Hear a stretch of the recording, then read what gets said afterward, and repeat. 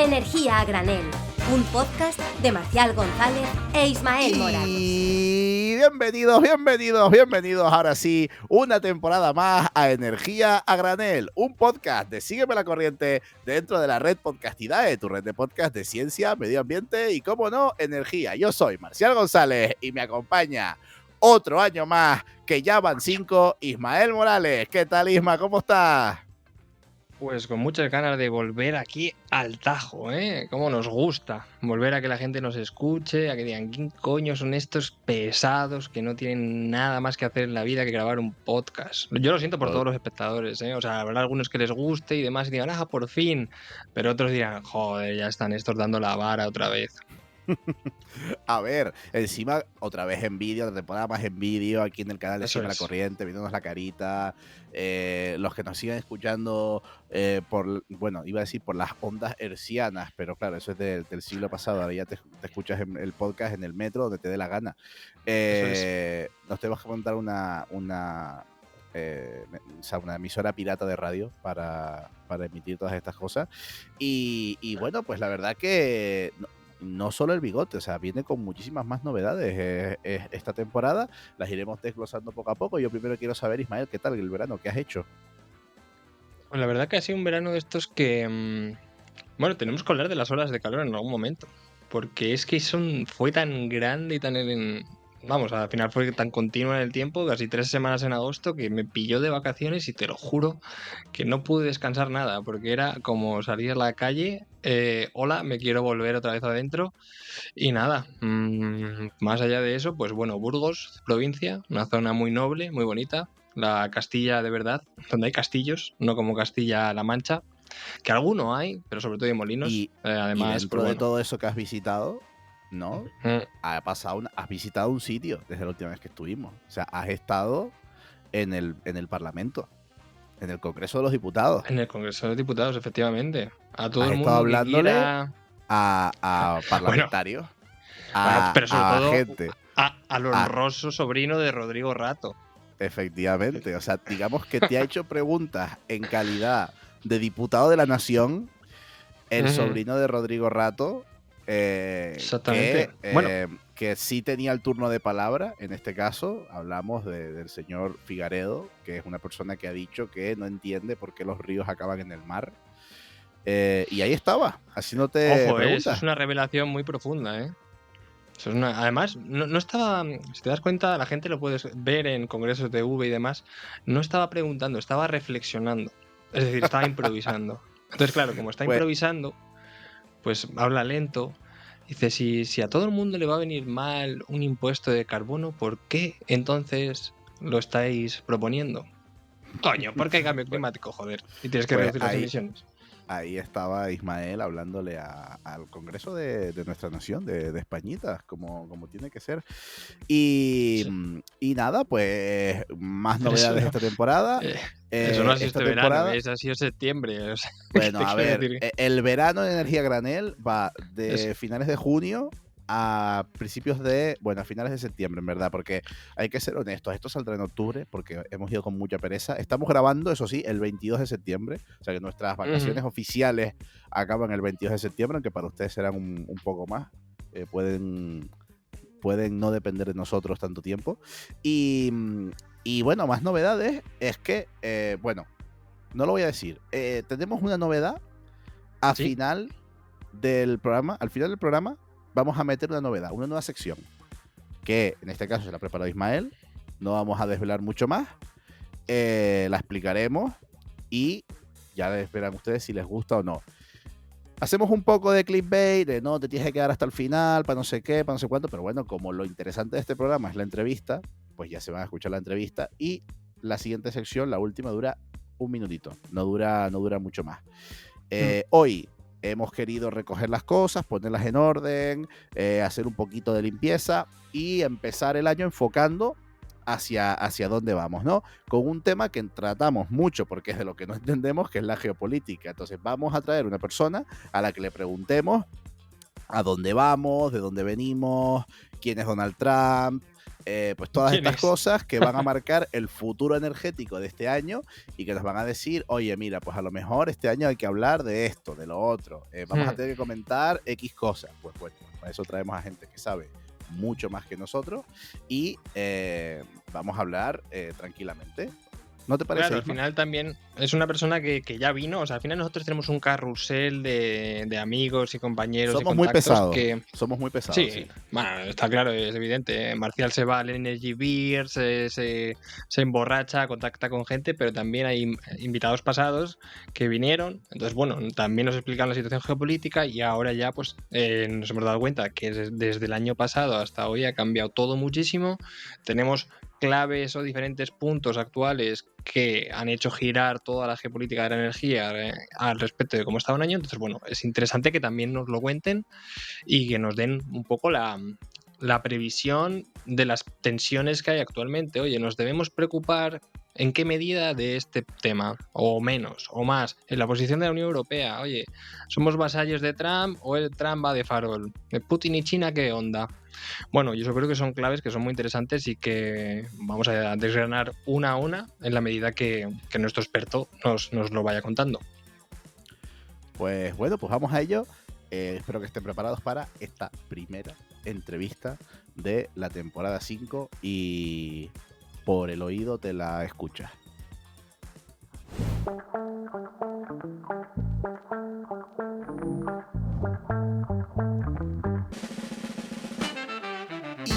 Y ya estamos aquí con nuestra primera entrevista de la temporada. ¿Estás nervioso, Ismael? Bueno, yo siempre estoy nervioso, la verdad que no me gusta mucho escucharme. Es un chico vergonzoso. Sí. Bueno, pues le damos ya la bienvenida, así, sin más paños calientes, a Ignacio Urbazos. Recordemos, es investigador en el Real Instituto del Cano en el área de energía y clima. Vino en el capítulo 4 de la temporada pasada, que se publicó el día 5 de noviembre de 2024. Y siempre queremos empezar con él, siempre queremos empezar con esto de la geopolítica, porque nos ayuda a poner la visión sobre de qué podemos hablar o qué temas van a ser interesantes para el año que viene. Y como nosotros no somos adivinos y la geopolítica se nos da muy mal, traemos a gente que sabe, como Ignacio. Ignacio, bienvenido. ¿Qué tal? ¿Cómo estás? Muy bien, con muchas ganas de volver aquí. Muchas gracias por la invitación. Muchas gracias a ti por Gracias a ti. repetir, como comentábamos antes. La primera vez te podíamos haber traído engañado, la segunda ya vienes con conocimiento de causa. Espero que te lo pases bien. Yo también vengo con esas intenciones. Pues bueno, un poquito entrando ya en materia. El año pasado teníamos la misma intención con el programa que hicimos contigo que tenemos ahora, que es decir, ok, ¿hacia dónde va el mundo? ¿Qué está pasando? Todos los días hay noticias en un lugar del mundo que afectan a la energía. Hablamos de países productores de energía, de países consumidores de energía, grandes núcleos de población. Sabes que casi cualquier noticia implica movimientos geopolíticos importantes que afectan muchísimo a la energía. En 2024, o sea, el año pasado, empezamos hablando de la Casa Blanca. Trump acababa de llegar al poder, se inventaba que quería anexionarse Dinamarca, o sea, Groenlandia, que quería invadir Canadá. Bueno, estaba obviamente saliendo en todas las portadas, teníamos que hablar de él. Desgraciadamente, este año también nos toca empezar hablando de el águila calva, de Donald Trump, del rey de la Casa Blanca de Estados Unidos. Y una pregunta así genérica para empezar: ¿cómo sigue dominando Estados Unidos la política energética mundial, o cómo se sigue posicionando Estados Unidos en la política energética global? Yo creo que la llegada de Donald Trump este segundo mandato ha sorprendido porque ha sido todavía mucho más agresivo que en su primer mandato, y esto se puede aplicar a cualquier elemento prácticamente de la política de Trump, porque cuando llegó en 2016 a la Casa Blanca realmente era un outsider, nadie esperaba que fuera a llegar y no tenía un equipo que le rodeara ni tampoco una ideología muy clara. En cambio, en 2024 llega ya con las cosas mucho más definidas y con gente a su alrededor que básicamente está muy subordinada a él. Y en el ámbito energético, lo que ha hecho Trump ha sido apostar por la dominancia energética, que es como este término que acuñó en la primera semana nada más llegar a la Casa Blanca, y que consiste en que Estados Unidos va a producir lo máximo posible de combustibles fósiles que lo va a intentar exportar a todo el mundo, maximizando el beneficio de estas exportaciones, y que la política climática va a pasar a un segundo plano porque considera que es una cosa totalmente ideológica, inútil, que no tiene ningún tipo de sentido ni de beneficio. Y esto lo ha hecho también la primera semana. Estados Unidos abandonó los acuerdos de París y está teniendo un efecto, está intentando por medio de la diplomacia que otros países, incluido la Unión Europea, traten de retrasar o de reducir la intensidad de las políticas climáticas. Y además hemos visto que ha reforzado todo el tema de las sanciones, ha vuelto a apostar por ellas y bueno, pues utilizando la hegemonía del dólar para que estas sanciones sean lo más duras posibles. No contra Rusia, a quien no le ha aplicado ningún tipo de sanción adicional, pero sí, por ejemplo, contra Irán o contra Venezuela. Contra todo el mundo. Contra todo el mundo que considere que es el enemigo de Estados Unidos. Entonces lo que tenemos es una administración Trump mucho más agresiva que en el primer mandato, y donde claramente la política climática es uno de los grandes enemigos y lo va a seguir siendo, desgraciadamente, los próximos 4 años. Al final esto se está materializando, la famosa frase con la que llegó al poder, ¿no? Drill baby drill, volvemos a esos proyectos de sacar petróleo del Golfo de México, que bueno, todavía sigue siendo Golfo de México, aunque Trump se está esforzando bastante por seguir cambiando el nombre, pero sigue siendo Golfo de México. Tú nos explicabas también mucho esos proyectos de fracking intensivos en capital, de extracción de petróleo muy rápida, muy barata, o sea, vamos, digamos, inundar el mercado con gas natural americano. Sigue siendo Estados Unidos el principal proveedor de combustibles fósiles a Europa. Esto es muy importante también al tener en cuenta ciertas relaciones geopolíticas. Te pregunto también, con esa explosividad con la que caracterizas el mandato de Trump, ¿puede ser que tenga prisa porque sabe que van a llegar las midterm elections y se le va a acabar el chiringuito? ¿O crees que, que le da igual todo? Bueno, las midterm elections van a ser muy importantes porque obviamente el poder legislativo en Estados Unidos es clave y puede, si no consigues la mayoría, tener un bloqueo. Y es cierto que ya lo hizo en el primer mandato, ¿no? Los primeros 2 años se centró mucho en política doméstica, y cuando perdió las midterm luego se centró más en política exterior, que es donde el presidente sí que tiene más competencias. En materia energética nos ha sorprendido a todos, no tanto por el drill baby drill, que es algo que esperábamos, apuesta por los combustibles fósiles. Hay muchas razones, ¿no? Por un lado, todo el apoyo del sector de los combustibles fósiles al Partido Republicano, la visión que tiene Trump de la energía, pero quizá nos haya sorprendido todavía más la agresividad contra las renovables. Porque la administración Biden, en el fondo, también tiene una política de drill baby drill, apoyaba los combustibles fósiles, pero también apoyaba el resto de las energías. Y Donald Trump, por ejemplo, ha desatado toda una campaña, especialmente contra la energía eólica marina, que, como sabréis, pues ha paralizado varios proyectos. De hecho, la compañía danesa Ørsted está en una situación financiera súper delicada. Te leemos el LinkedIn, Ignacio. Te leemos el LinkedIn, ese articulazo que has publicado sobre la situación de Ørsted, que está muy afectada por, entre otras cosas, la paralización de la eólica marina en Estados Unidos. Efectivamente, porque ha paralizado proyectos que estaban prácticamente terminados, que es algo que no hace ningún país serio, ¿no?, en el mundo.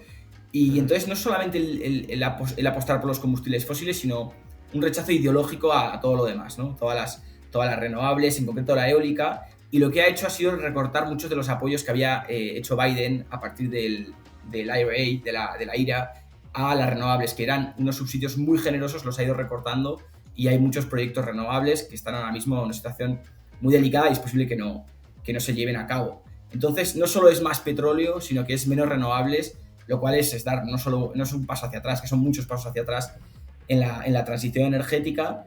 Y en general, lo que sí que vemos es que el Partido Republicano se siente cómodo con este marco, y si mantienen la mayoría después de las midterm elections probablemente continúe, ¿no?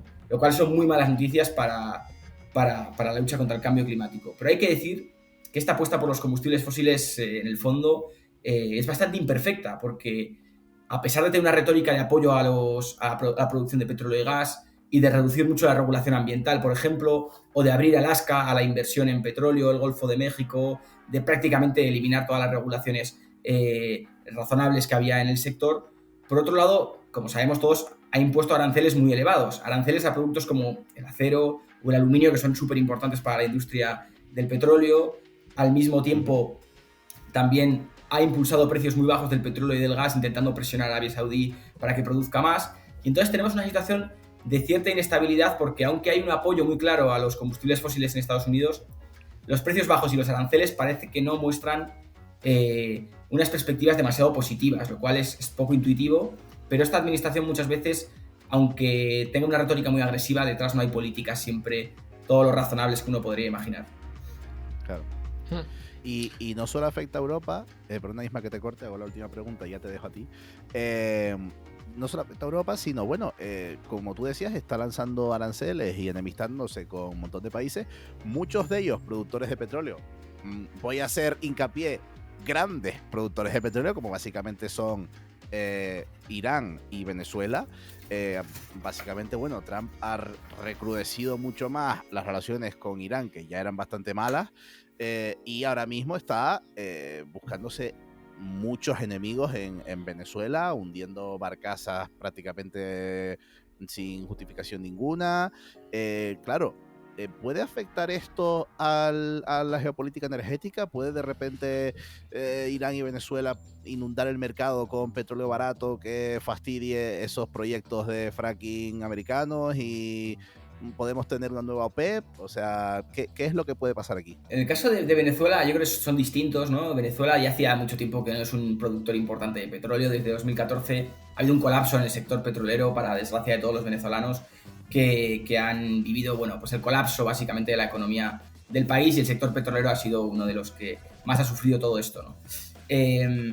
Donald Trump claramente tiene un problema en política exterior, porque tiene personas con visiones muy distintas de lo que hay que hacer con Venezuela. Están los que Marco Rubio, secretario de Estado, el equivalente al ministro de Exteriores, que tiene una visión súper agresiva contra Venezuela, hay que seguir presionando, es el que está apoyando esta política contra el narcotráfico, que básicamente es asesinar a barcazas, hundirlas, ¿no?, con misiles que son sospechosas. Y por otro lado hay otras figuras, como por ejemplo, bueno, pues destaca Richard Grenell, que apuesta más por la conversación y por intentar encontrar algún acuerdo. En el caso de Venezuela es curioso, porque al principio suspendió las compras de Estados Unidos de petróleo venezolano y ahora ha vuelto a comprar Estados Unidos petróleo a Venezuela, porque, como digo, hay esa un poco una bipolaridad en la administración Trump, entre los que piensan que es mejor colaborar con un régimen como el de Maduro, sobre todo para el tema del narcotráfico y la inmigración, y los halcones como Marco Rubio, que prefieren ir a saco contra la economía venezolana.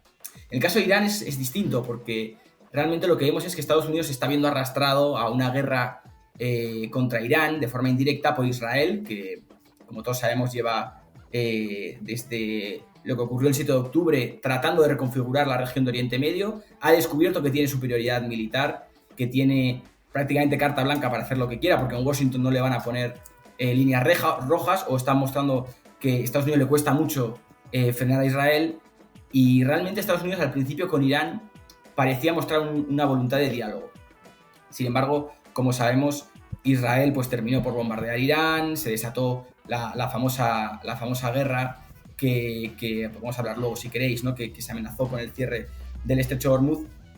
Pero realmente aquí yo diría que la administración Trump se vio arrastrada, como en tantos otros conflictos en Oriente Medio ahora mismo, por un Israel que ya no tiene ningún tipo de freno, y que lo que va a ser la reconfiguración total de la región, sin importarle nada más que sus propios intereses, y ya veremos cómo acaba.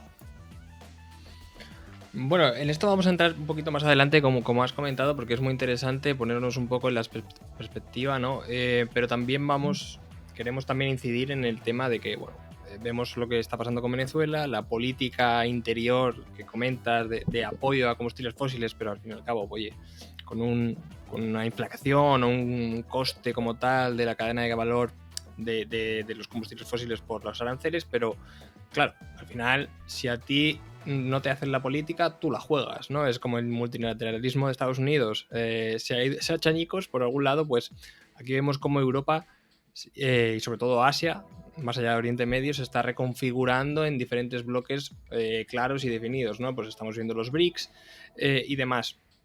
Entonces, este nuevo hegemón, por llamar a China y su zona de influencia, ¿cómo se está comportando? ¿O cómo está comportando y afrontando la nueva política energética, también arancelaria, de Estados Unidos. Es decir, está cediendo, como en algunos casos está haciendo la Unión Europea, o bien está apostando por reforzarse y desligarse de Estados Unidos. Bueno, es una muy buena pregunta. Parece que en un primer lugar los chinos trataron de encontrar una vía para el diálogo con Trump, pero es que la política arancelaria ha sido tan caótica que realmente han sido incapaces de poder llegar a un acuerdo, y lo que dijeron es, bueno, ponnos aranceles que nosotros vamos a responder con aranceles. También, además, aranceles a productos que sabemos que te hacen daño electoralmente. Por ejemplo, la soja, que se produce en todo el Midwest y que se exporta en gran medida, creo que un 30% de la soja que se produce en Estados Unidos se exporta a China, y los chinos han dicho, bueno, pues vamos a dejar de comprarte soja, vamos a dejar de comprarte gas, vamos a empezar a restringir las exportaciones de minerales, y están jugando a un juego en el que por un lado le ofrecen a Estados Unidos posibilidad de diálogo y por otro lado son muy duros para que vean que tienen capacidad de respuesta. Ellos obviamente son conscientes de que tienen una gran vulnerabilidad a lo que puede hacer Estados Unidos sobre China, tanto en sanciones como en tecnología. China todavía está por detrás de Estados Unidos en todo lo que tiene que ver con microprocesadores, con mucha tecnología punta, con turbinas de gas, muchas cosas que China necesita importar desde Estados Unidos. Pero ellos también son conscientes de que son capaces de hacer daño y de devolver el golpe a Estados Unidos. Y la sensación es que estas conversaciones en materia comercial entre Estados Unidos y China parece que están cada vez más equilibradas, y que quizá Estados Unidos no sea capaz de imponer los aranceles sobre China que anunció inicialmente, que eran casi el 100%, porque si nos acordamos hubo un momento que Donald Trump pues anunciaba cada día que iba subiendo los aranceles, y los chinos no llegaban ni un momento, cómo lo calculaba. Efectivamente, llegó un momento que dijeron, bueno, desastre. no vamos a entrar a este juego. En mi opinión, contrasta con la posición de Europa, que está mostrando una debilidad permanente, mostrando voluntad para conceder en prácticamente todo lo que le pide Estados Unidos. El caso más claro en materia energética fue cuando en las negociaciones comerciales Europa se comprometió a comprar 750.000 millones de combustibles fósiles en 3 años, que es una cifra, cualquier experto en materia comercial o energética te dice que es imposible. Entonces hay un claro contraste, y China se está comportando como lo que es una potencia que aspira a competir por Estados Unidos, mientras que Europa, desgraciadamente, todavía no se muestra capaz de competir con Estados Unidos, y seguimos siendo muy dependientes de la Casa Blanca. De hecho, aquí hay una imagen que ha sido muy famosa en los últimos días, que es por el aniversario de la República China. Hace unas semanas se veía una imagen muy fuerte, o sea, digamos, muy sólida, que mostraba Xi Jinping, el presidente de China, al lado de Vladimir Putin, el presidente de Rusia. Un poco en una reunión o en un desfile militar tochísimo, sin presencia ni de Europa ni de Estados Unidos, con una Corea del Norte. Bueno, y Corea del Norte, claro, pero vamos a centrarnos en China y en Rusia, pero sí, totalmente de acuerdo.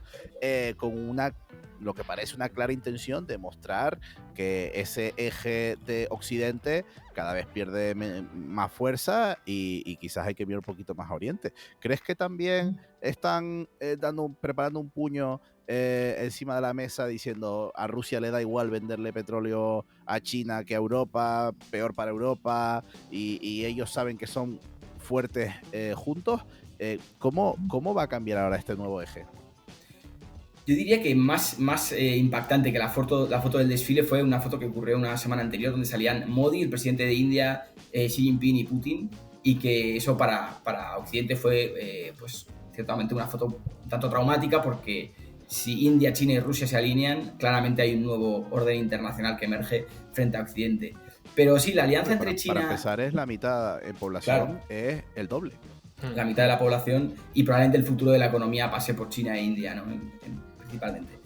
Y la relación China y Rusia desde 2022 ha pasado por diferentes fases, pero lo que vemos es que China no está dispuesta a ceder a las presiones de Occidente para separarse de Rusia. Rusia le ofrece a China posibilidad de combustibles fósiles muy baratos, un mercado para sus productos, cooperación en materia militar, y aunque hay recelos entre ambos países, la realidad es que para China es un aliado cada vez que le ofrece más ventajas, porque además China, hay que entender que tiene la posición de fuerza con Rusia, es, digámoslo así, en la relación el hermano mayor, porque Rusia está cada vez más aislada, demográficamente Rusia es un tercio, una cuarta parte que lo que es China, y la economía rusa, bueno, pues está en una situación muy distinta a la economía china. Y en este sentido lo que vemos es eso, una alianza que se extiende en muchos dominios, pero que en el energético claramente hay una sinergia. Rusia encuentra un nuevo mercado, con la pérdida del mercado europeo es el mercado chino el mercado ideal para ellos, y China encuentra un suministrador de combustibles fósiles que no le va a chantajear como Estados Unidos, por ejemplo, ahora con los aranceles o con las restricciones. De hecho es muy interesante porque justamente esto lo hablamos, Marcial, de que al final el petróleo y el gas ruso muchas veces estaba a precio de derribo porque tenía que colocarlo en el mercado directamente Rusia, que no podía hacerlo Europa al inicio de todos los conflictos, y de repente, claro, China dijo, oye, mira, aquí estamos descarbonizando ya las grandes industrias de carbón, estamos construyendo ciclos combinados, ese gas, además viene el anuncio, ¿no?, del nuevo gasoducto Power of Siberia 2, que también viene en relación a lo que comentabas, que al final China respecto a Rusia no es un hermano mayor, es el primo de Zumosol, para entendernos. Es que Rusia son 80 millones de habitantes, o 80-90 millones, que son prácticamente 3-4 ciudades de provincia de China, ¿no? Entonces, bueno, sobre lo que comentabas ahí, yo creo que es bastante interesante, más la zona de influencia de todo el eje asiático. Y yo también te quería preguntar, en este caso Europa, hemos visto esos 750.000 millones de euros en combustibles fósiles, que es algo que ni hemos gastado nunca, y obviamente con las políticas de descarbonización, de eliminar la dependencia del gas, ahorro energético y demás, no vamos a conseguir. Claro, la Unión Europea está, respecto a su historia, unida a Estados Unidos, pero también puede ser que no solo la Unión Europea, sino que algún país miembro se pueda mirar o pueda virar hacia ese eje nuevo asiático. ¿Cuál crees que es un poco...? Bueno, obviamente no tienes la varita mágica, pero la posición de la Unión Europea, incluso de los Estados miembros, ¿tendría que virar más hacia Asia o seguir a Estados Unidos? O bueno, ¿va a haber una confrontación incluso dentro de la propia Unión Europea de política exterior nacional respecto a la de la Comisión? Yo creo que la Unión Europea está en una situación muy complicada, ¿no? Porque por un lado venimos de salir de la dependencia de Rusia, que era una dependencia también que venía de lazos históricos, y nos estamos encontrando porque tenemos dos dependencias muy distintas, pero que son igualmente preocupantes. Por un lado, Estados Unidos, que cada vez es más agresivo en su política exterior y que nos trata cada vez más como a un vasallo geopolítico, y que nos suministra gran parte del gas y del petróleo que consumimos, y que encima nos exige que le compremos más, y que encima no está para nada alineado geopolíticamente con nosotros en cuanto a la política climática, lo cual genera ahí un conflicto. Y por otro lado tienes la dependencia de China, que ya no solo son minerales, sino que ya cada vez es más tecnológica, que en el caso del vehículo eléctrico, de las baterías, pues realmente es preocupante, porque ellos claramente llevan la delantera, y estamos atrapados en estas tres dependencias con, por un lado, la necesidad de reactivar nuestra política industrial, y una industria europea que está sufriendo mucho, porque la crisis energética realmente ha sido una crisis industrial.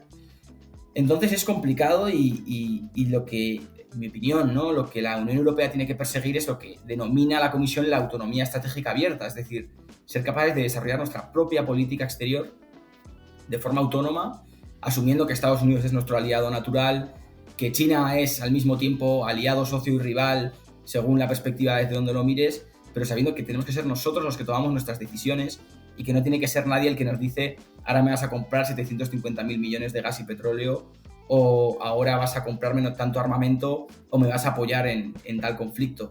Y eso requiere desarrollar capacidades propias, militares, pero también energéticas, y en este sentido es avanzar en la transición y avanzar en más política industrial, más capacidades propias, más minería, más innovación. Esa es mi receta, obviamente muy difícil de implementar. ¿Y llegará a Europa? O sea, ¿tú crees que de Europa llegará a abrir los ojos, o seguirás siendo literalmente un vasallo energético, como has dicho tú, de Estados Unidos? O sea, digamos, ¿llegará algún momento en el que Europa diga, bueno, somos fuertes, tenemos algún tipo de know-how o algún tipo de poder, y nos libraremos de eso? Bueno, yo creo que el momento de despertar ha llegado ya en varias ocasiones. Si no despertamos durante esta administración Trump, es evidente que la política exterior europea está condenada a ser la suma de 27 políticas exteriores, que es lo que es actualmente, sin capacidad de tener un gran plan o una gran estrategia, y mostrando muchas vulnerabilidades. realmente hay un gran problema que es esta fragmentación que comento, ¿no? Porque por un lado tienes a Hungría y Eslovaquia que quieren seguir comprando gas ruso, por otro lado tienes a la industria alemana que quiere mantener los lazos con China porque es su principal mercado, ¿no? Para muchos de sus productos industriales, y luego tienes a un montón de industrias que el mercado estadounidense es vital y lo quieren mantener. Entonces lo que tienes es diferentes lobbies que están en Bruselas operando y que lo que hacen es que seas incapaz de tomar decisiones propias, porque como hay capacidad de veto de todos los Estados miembros en la mayoría de las decisiones, como Bruselas eso es un espacio cada vez más difícil de entender lo que pasa ahí, cómo las instituciones trabajan entre sí, cómo los lobbies operan en Bruselas con una efectividad enorme, pues lo que yo veo es una Unión Europea muy inoperante en la dimensión exterior, y lo estamos viendo a diario, es que no somos capaces de tomar decisiones en prácticamente nada que tengan un efecto a largo plazo. Sí, totalmente. De hecho, mira, una de las cosas que quizás se está viendo, que Europa se está desmarcando de Estados Unidos y que está dando un puño encima de la mesa y mostrando opiniones contrarias, es el caso del genocidio que está cometiendo Israel sobre Gaza.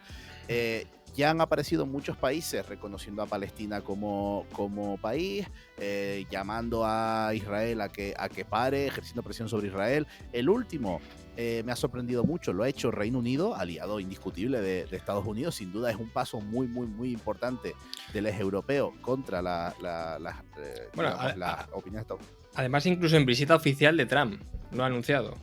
Sí, claro. O sea, por eso me parece un golpe muy, muy fuerte frente a lo que se escucha o a lo que opina la Casa Blanca. Y te pregunto sobre cómo crees que esto puede afectar a todo este despertar europeo que estás comentando, si pueden empezar aquí a romperse las relaciones. Israel energéticamente también es un país clave, porque recordemos que tiene una de las reservas de gas natural más grandes del mundo, es un país exportador de gas natural. De hecho ya está empezando a ejercer su influencia energética sobre otros países, como por ejemplo Egipto, que está empezando a vivir y a depender del gas ruso, y eso se nota en sus decisiones. ¿Cómo crees que va a afectar este problema en la geopolítica energética? Bueno, yo diría que por un lado la posición europea con respecto a Israel confirma lo que he dicho antes, ¿no? La total fragmentación, porque tenemos países como España que claramente quieren avanzar en una agenda de resolución del conflicto a través de dos estados, y tenemos a Alemania que es incapaz de tomar ninguna decisión porque tienen un trauma colectivo de lo que ocurrió durante la Segunda Guerra Mundial y el nazismo, que bloquea cualquier posibilidad de tomar una decisión al respecto y de actuar como un actor propio, ¿no? Con respecto a la geopolítica de la energía, pues la reconfiguración geopolítica que está haciendo Israel en Oriente Medio cada vez es más evidente que está encontrando límites, porque el bombardeo, por ejemplo, a Hamas en Qatar, eso fue cruzar una línea roja para la mayoría de los países del Golfo, y lo que estamos viendo es tuvo que... repercusiones. Bueno, ha tenido repercusiones quizá no inmediatas, pero por ejemplo Arabia Saudí anunció a la semana siguiente un acuerdo con Pakistán, un acuerdo de defensa, en donde en caso de agresión Arabia Saudí podría disponer de las armas nucleares pakistaníes, porque hay que recordar que Pakistán tiene armas nucleares. Y esto ha sido claramente una reacción al ataque de Israel, porque los países del Golfo son conscientes de que ya nadie está protegido. Turquía está desarrollando un programa de misiles muy fuerte porque saben que son los siguientes en la línea. Israel ya ha atacado, hay que recordar, aparte de Gaza, el Líbano, Irán, Yemen y por último Qatar. ¿Y Siria? Y Siria, efectivamente. Entonces, claro, estamos en una situación en donde la capacidad de desestabilización de Israel de Oriente Medio es brutal, y como todos sabemos, Oriente Medio es el eje central de la geopolítica de los combustibles fósiles. Entonces, para mí, el potencial desestabilizador es enorme, sobre todo porque ante el reconocimiento del Estado de Palestina de muchos estados europeos, y no solo europeos, la respuesta del gobierno de Netanyahu ha sido, pues vamos a anexionarnos más partes de Cisjordania y vamos a avanzar en la política de colonización de Cisjordania. Es decir, ahora mismo están totalmente envalentonados, sin ningún tipo de freno, y como digo, los países de Oriente Medio están tomando nota, saben que el paraguas de defensa estadounidense cada vez es menos fiable porque Estados Unidos no pone límites. Estados Unidos debería haber frenado a Israel en ataque a Qatar. Qatar es un país donde hay bases estadounidenses, pero fueron incapaces. Entonces, aquí yo creo que hay un gran riesgo geopolítico en que la región de Oriente Medio realmente entre en una fase de escalada militar, de confrontación a causa de Israel, que hay que recordar, Israel ahora mismo es el principal actor desestabilizador de la región. Ya no es Irán, ya no es Siria, es Israel. Claro, ese es un poco el tema, ¿no? O sea, te quiero decir, ¿cuál es el límite de Israel? Porque va poco a poco atacando diferentes otros estados. Qatar, que justamente había ahí creo que era porque había una negociación, ¿no?, entre Hamas, Israel y Estados Unidos por la tregua, no armisticio, pero bueno, sí que un parón. En este punto, es que ya no estamos hablando de que se vaya a anexionar Gaza o Líbano, es que estamos hablando de que ya es como un eje imperialista que está amenazando a la soberanía de otras naciones que, bueno, no entran dentro de ese colectivo nacional y reivindicación histórica que tienen ellos, ¿no? Sí, es tremendo, ¿no? Y habéis comentado el caso de Egipto, por ejemplo. Egipto es un país que está totalmente desubicado porque depende del gas israelí para gran parte de en torno a un 10, un 15% de su consumo.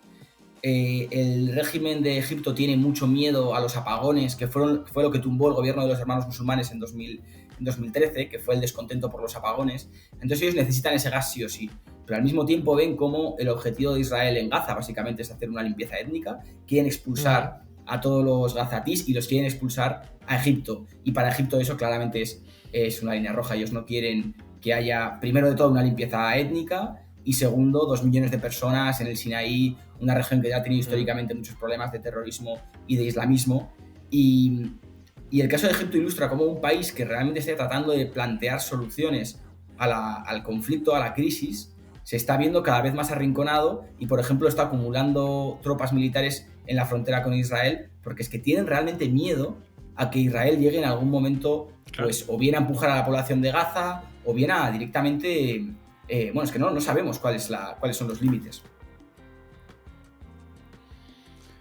Joder, es que todo este tema de Israel y Gaza me pone los pelos de punta porque me parece que se han cruzado tantos límites que ya no sé si le queda alguno por cruzar a Israel. Encima, usando una técnica como la que está usando Trump ahora con los barcos de Venezuela, ¿no? Que es haces cualquier acto horroroso, terrible, genocida y dice, no, pues es que eran terroristas y te da igual, entonces te expandes como quieras. Yo no sé si además de militar, los países árabes podrían llegar o crees que podrían llegar a poner un límite energético, es decir, podríamos, un poco repitiendo la pregunta de antes, no sé si tiene sentido hoy en día una nueva OPEP que vuelva a recontrolar los precios del petróleo mundial o unas sanciones sobre el petróleo o el gas natural hacia Europa,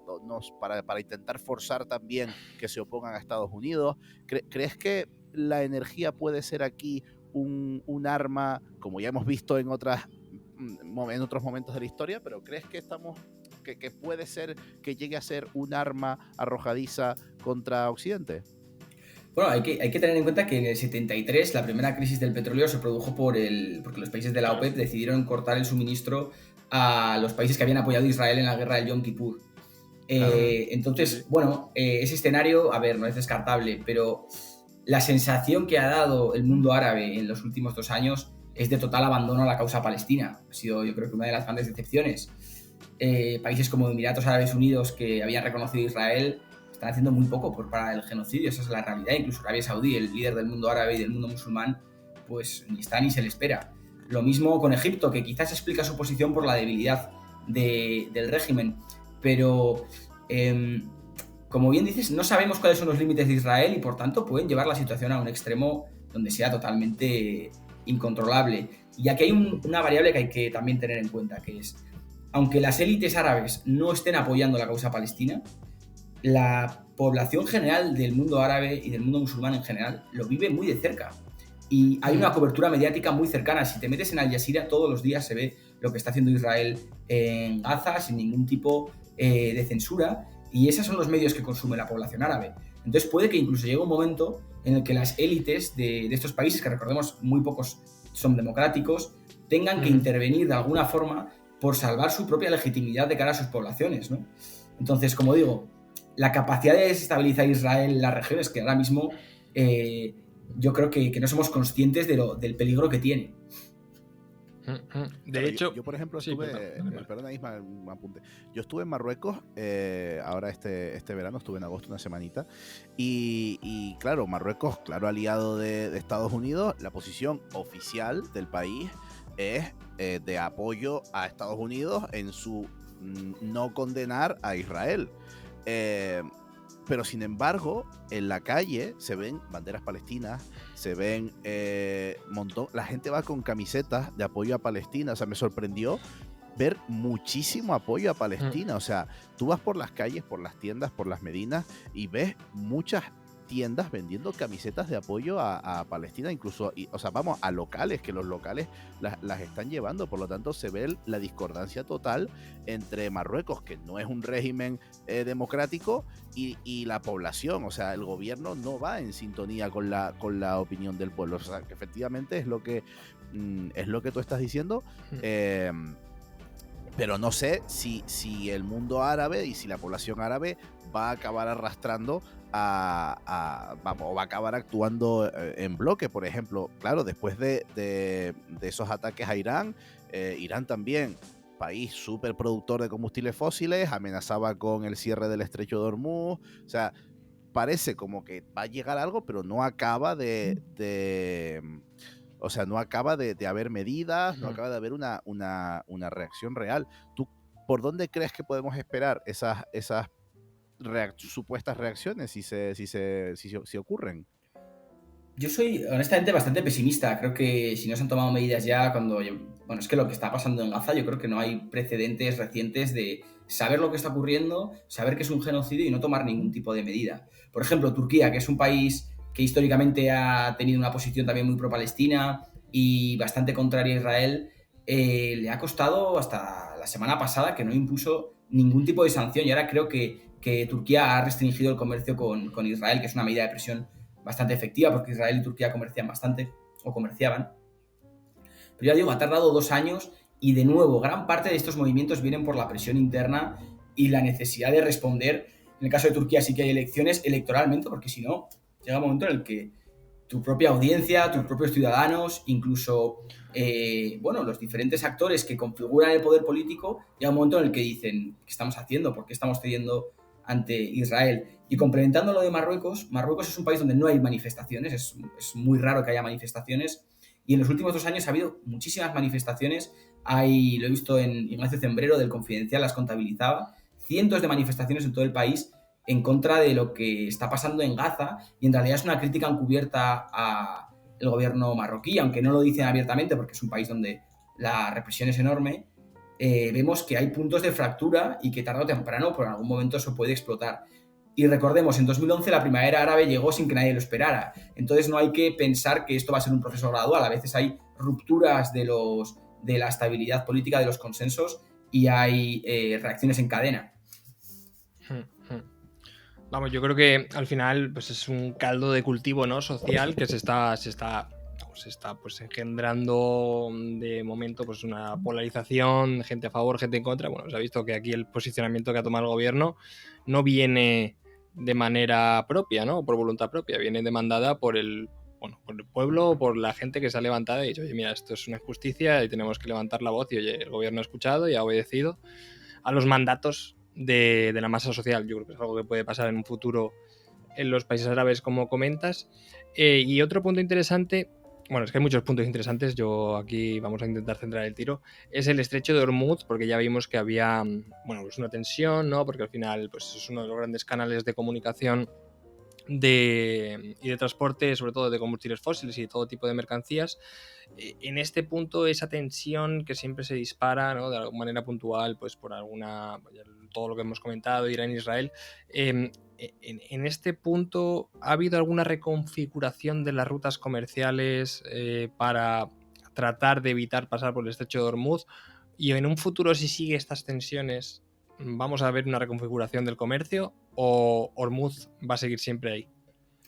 Yo creo que la amenaza de Irán sobre el estrecho de Hormuz ha quedado bastante claro que es pura retórica y que no son... Primero porque no es tan fácil cerrar el estrecho, al final es un estrecho relativamente ancho, que comparte con Omán, sería una intervención militar bastante compleja, sería muy difícil mantenerla durante mucho tiempo, pero sobre todo porque casi todo el petróleo, vale, el 25% del petróleo del mundo que se comercia sale de Hormuz y el 20% del gas, o sea, es un volumen muy importante. Pero ¿a dónde va? Va sobre todo a Asia. Y en el fondo, el gran problema que tiene Irán cuando hace esta amenaza es que le estarías cortando el suministro, sobre todo a China, que es un gran aliado tuyo y que realmente pinta muy poco en el conflicto de Palestina. China cada vez está alzando más la voz y se está posicionando más en contra de Israel, pero bueno, para China es un escenario totalmente secundario, que tampoco entienden muy bien y que no hay una cultura tampoco de participar en política exterior en este tipo de situaciones. Entonces, lo que ocurre con el estrecho... Sí. Digo que por lo que sea, Israel le puede decir también, bueno, ¿y tú con el Tíbet qué? ¿Sabes? O sea, con Taiwán, claro. Claro, por eso China está mirando por otro lado, porque claro, también se está relamiendo. Efectivamente. Entonces es una amenaza que lo vimos durante los sucesos, ¿no?, de la Guerra de los 12 días del año pasado, en donde realmente la amenaza se ha quedado ahí y da la sensación de que Irán no es capaz de realmente materializarla. Y si la materializase, también hay que tener en cuenta, se haría daño a sí mismo, porque al final Irán de lo que vive es de exportar petróleo y gas a través del estrecho. Claro. Claro. Bueno, yo creo que más o menos tenemos una fotografía dinámica de cuáles son las tendencias, las tensiones, las nuevas reconfiguraciones globales de geopolítica. Y en este punto lo hemos tratado de esclarecer un poco cuál es la posición de la Unión Europea ahí entre medias de dos grandes, se va a quedar chiquito, su poder estratégico a nivel geopolítico ya es muy bajo, pero en este punto... O sea, el mundo, aquí haría yo un titular, que es que el mundo está peor que el año pasado cuando vino Ignacio. O sea, me refiero, Estados Unidos está cada vez más agresivo, ha visto que puede hacer lo que le da la gana, Israel ha entrado con todo en Gaza, está llevando a cabo un genocidio y un exterminio étnico sin Marcial, precedentes. no te vengas abajo, vamos a ver. No, pero me refiero, el mundo va a seguir, vamos. No, pero no he dicho que se va a acabar todo. Ser optimista a día de hoy, ser revolucionario, Marcial, prácticamente. Claro, pero me refiero, tenemos eso de Israel, en plan, China se alía con Rusia y parece que van a mirar en otra dirección. Entonces, Ismael, ¿qué hacemos? No, eso es lo que le quería preguntar a Ignacio. Yo como España lo tengo muy claro, pero tú, si fueras España, ya no te digo ni Unión Europea, España, ¿dónde tiene que mirar a nivel comercial? Bueno, es una gran pregunta, ¿no? Yo creo que España está desarrollando una política en estos últimos años que viene de muy lejos, que es la de intentar liderar el papel de Occidente y sobre todo de la Unión Europea en el sur global.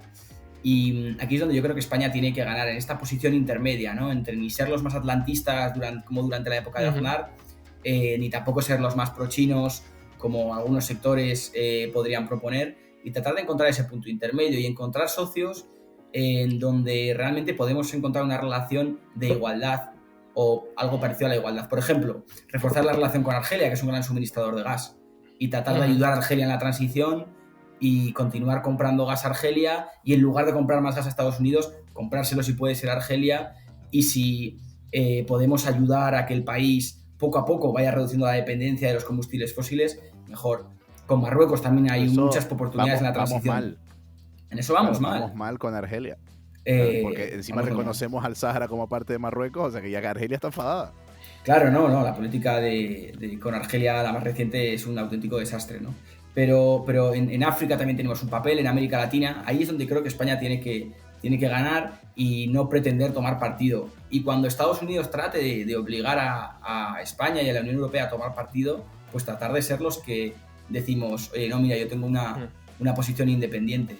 En este sentido, España, por ejemplo, parece que está mediando en la guerra comercial entre Estados Unidos y China.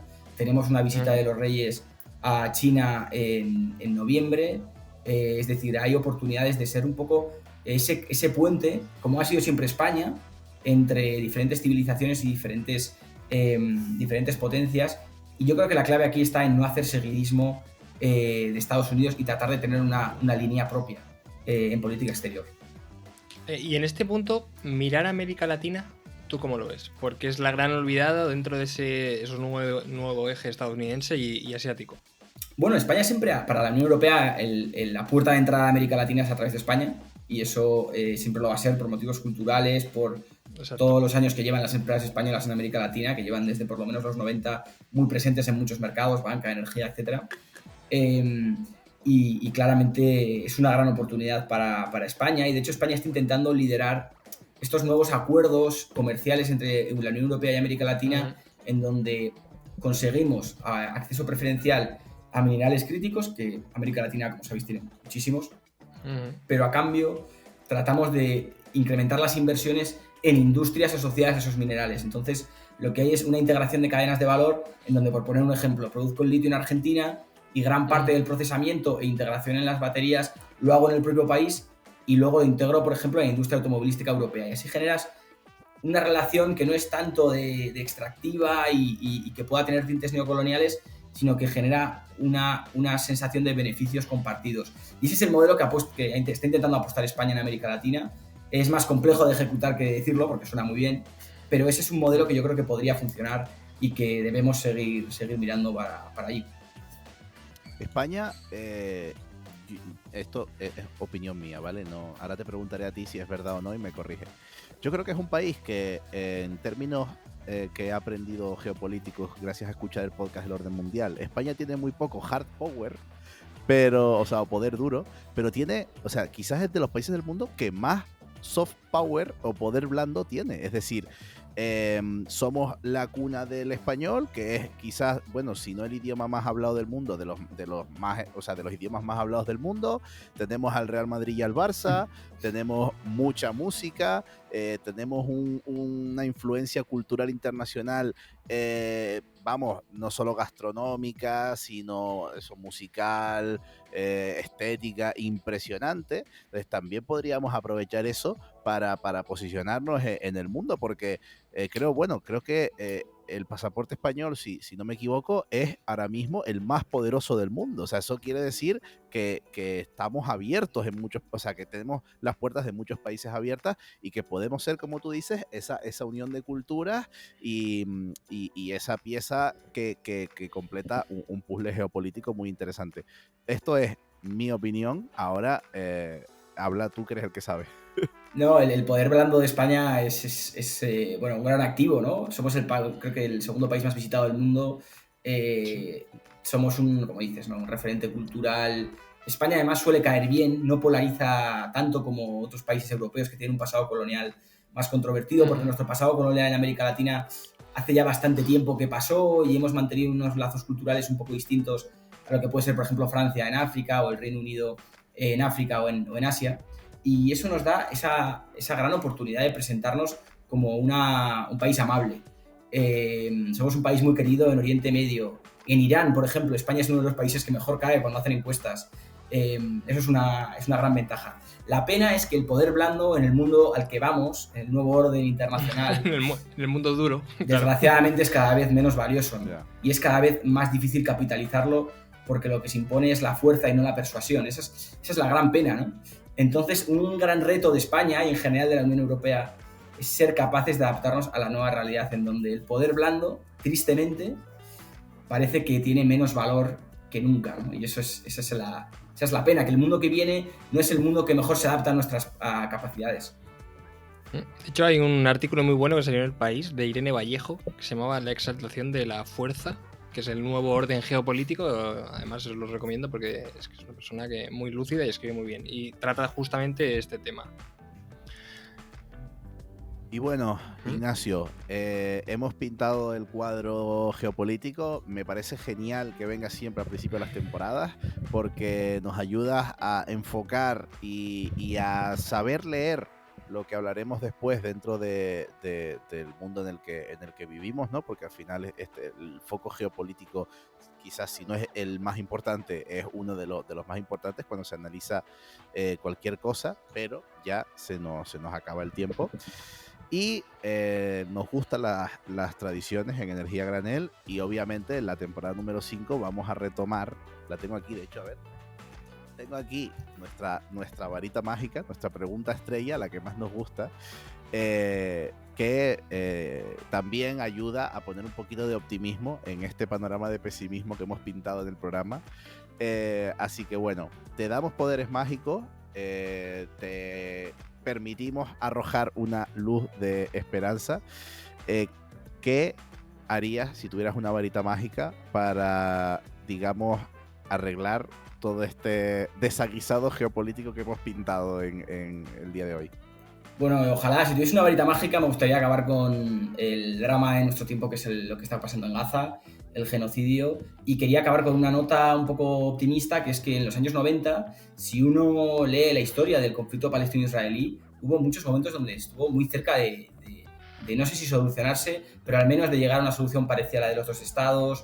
Después de los acuerdos de Oslo, hubo negociaciones entre delegaciones palestinas e israelíes, donde se estuvo muy cerca de cerrar una división del territorio entre Palestina e Israel y generar dos estados que pudiesen convivir en paz.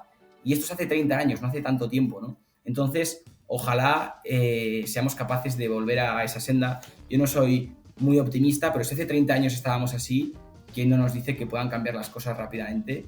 Y ojalá no solo se termine el genocidio, sino que se pueda cerrar el conflicto palestino-israelí para que no tenga que volver el mundo a vivir lo que está viviendo ahora mismo, ¿no? Pero para eso hace falta mucha valentía de los líderes de todo el mundo y no sé si estamos en esa situación, desgraciadamente. Bueno, pues nos sumamos a ese deseo mágico, Ignacio. Ojalá acabe pronto lo que está ocurriendo ahora mismo en Palestina. Y bueno, y ojalá te podamos traer la temporada que viene y yo saque la conclusión contraria y diga: joder, Ignacio, me alegro mucho porque todo ha ido a mejor, se ha solucionado el conflicto entre Israel y Palestina, Estados Unidos, pues Trump ha perdido las midterm elections y está más calladito y no sé qué. O sea, bueno, esperemos que todo vaya hacia Jimmy bien. Kimmel ha vuelto a parrilla, todo. Tal cual. Ha bajado el precio de la vivienda. Bueno, eso ya está más Eso fácil no que va a acabe pasar, el genocidio Ignacio. en Israel que baje el precio de la vivienda. No da para tanto la varita mágica, ¿eh? O sea, no permite tantas cosas. Pero bueno, la pregunta que vamos a traer, que hemos añadido también este año, es una ya muy cortita, que no es una pregunta, sino son dos, que es básicamente: ¿a quién te gustaría que trajéramos en esta quinta temporada de Energía Granel y para hablar de qué? Pues podríais traer a mi compañera Sofía Tirado, que ya es experta en agua y que os podría hablar de la geopolítica del agua y energía, agua y clima, y que seguro que lo hace muy bien porque es una nueva incorporación del Cano. Bueno, lleva ya 2 años, así que no es tan nueva, y es una de nuestras estrellas emergentes, así que seguro que sería interesante que la trajerais.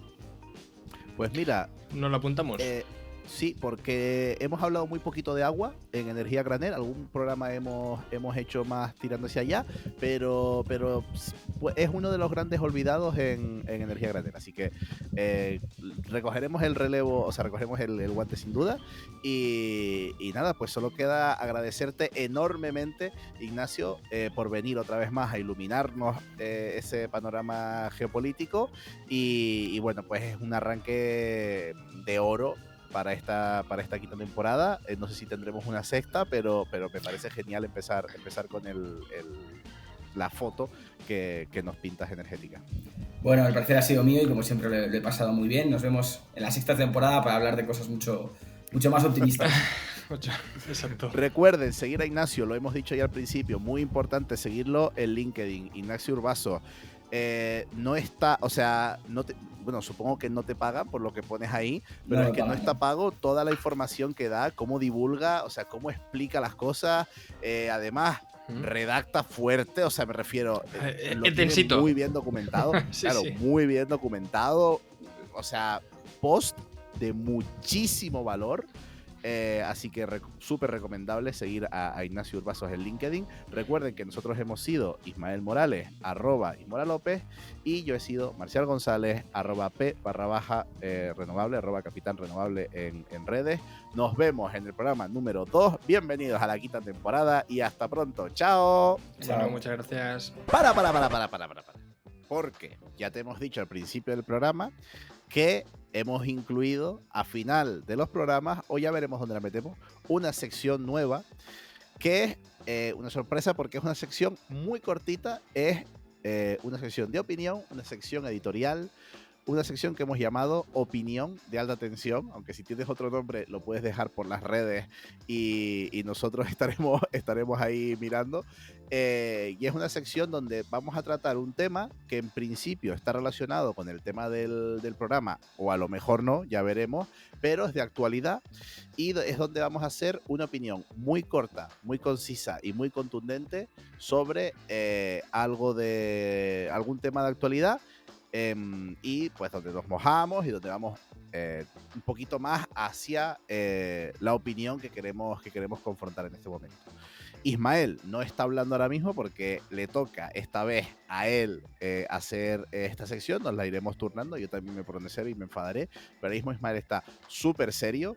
Vamos ya, Ismael, adelante con tu opinión de Alta Tensión de hoy.